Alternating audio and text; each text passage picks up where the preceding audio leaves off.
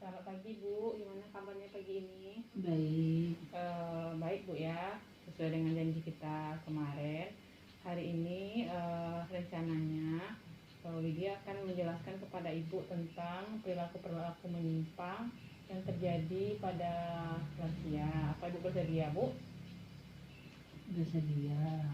Baik, gimana kita laksanakan di sini saja Bu? Iya. Ya kurang lebih waktunya 15 menit ya Bu ya. Iya. Baik, kita mulai saja ya Bu ya.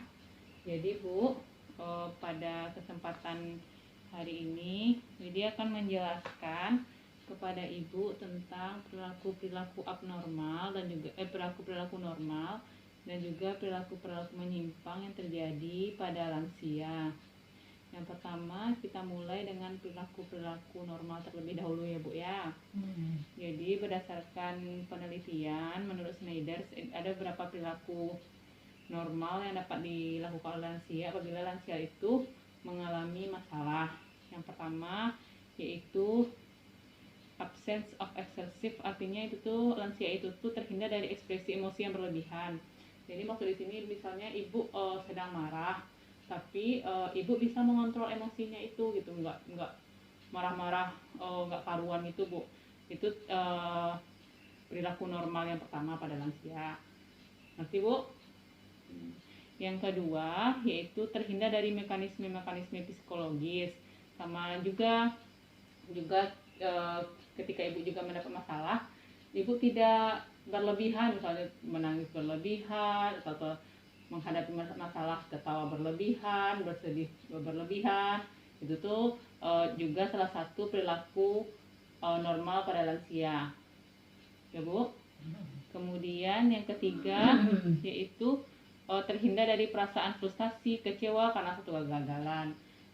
Jadi apabila ibu mengalami suatu kegagalan atau ibu punya suatu rencana, tetapi rencana ibu itu tidak sesuai dengan harapan, maka biasanya perilaku-perilaku normalnya itu yaitu ibu tidak mengalami perasaan frustasi yang berlebihan. Ibu bisa menerima keadaan tersebut ya Bu ya. Kemudian yang keempatnya yaitu ibu memiliki pertimbangan dan pengarahan diri yang rasional. Misalnya ibu ingin melakukan suatu tindakan, maka ibu akan lebih mempertimbangkan tindakan tersebut secara rasional terlebih dahulu. Misalnya contohnya ibu mau beli rumah, jadi ibu akan pertimbangkan terlebih dahulu apa manfaatnya, apa kerugiannya. Ya Bu, lanjut Bu? Ya, lanjut. Kemudian itu yang kelima yaitu mampu belajar mengembangkan kualitas dirinya. Maksudnya di sini sekarang kan ibu udah pensiun, jadi ibu bisa melakukan hal-hal lainnya seperti misalnya ibu bisa melakukan bercocok tanam, belajar membuat kue gitu. Ibu bisa melakukan kegiatan-kegiatan positif lainnya di luar kemampuan ibu sebelumnya ibu ya. Kemudian yang keenam yaitu ibu mampu memanfaatkan pengalaman masa lalu. Maksudnya di sini misalnya ibu kan sebelumnya bekerja sebagai guru, ibu kan udah punya pengalaman sebagai guru, ibu bisa nanti menjadikan pengalaman ibu tersebut, misalnya ibu nanti mengajar cucu-cucu ibu sambil bermain begitu ya Bu ya. Selanjutnya yaitu bersikap objektif, realistis dan mampu menerima kenyataan hidup yang dihadapi secara wajar, sama seperti tadi ya Bu ya. Jadi ibu tuh tidak berlebihan terhadap suatu kesedihan ya Bu ya. Kemudian kita lanjut juga apa perilaku-perilaku yang abnormalnya.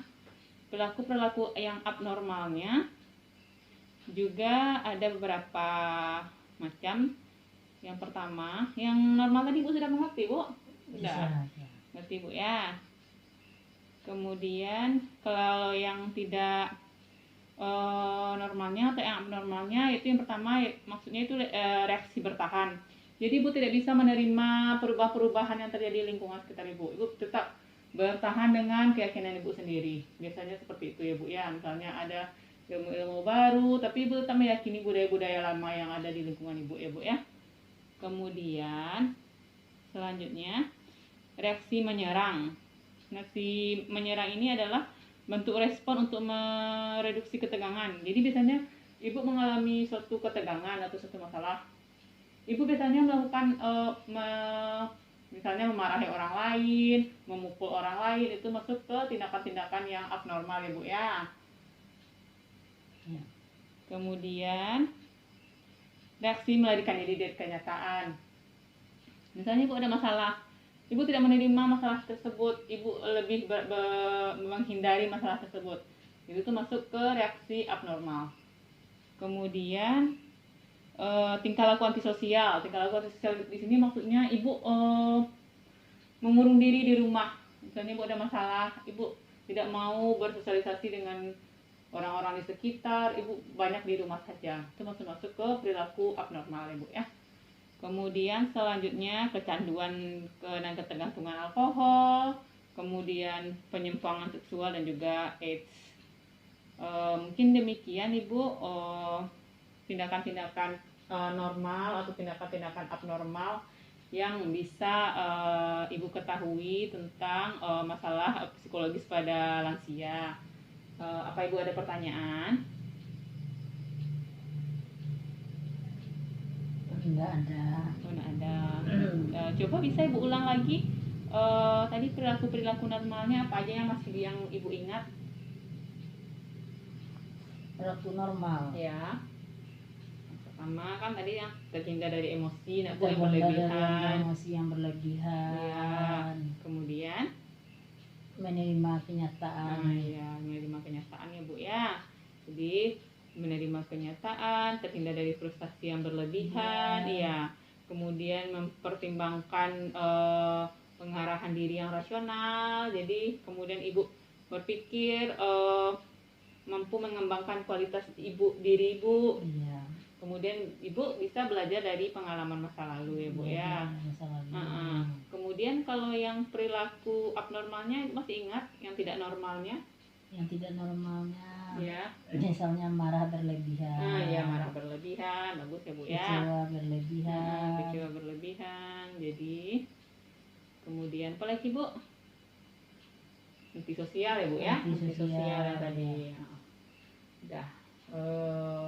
Gimana perasaannya Bu setelah kita berbincang-bincang tentang perilaku normal dan menyimpang pada lansia Bu? Iya, untuk kedepannya lebih bisa bersabar, menerima kenyataan hidup, tidak mempunyai perilaku yang berlebihan, menyimpang ya Bu ya.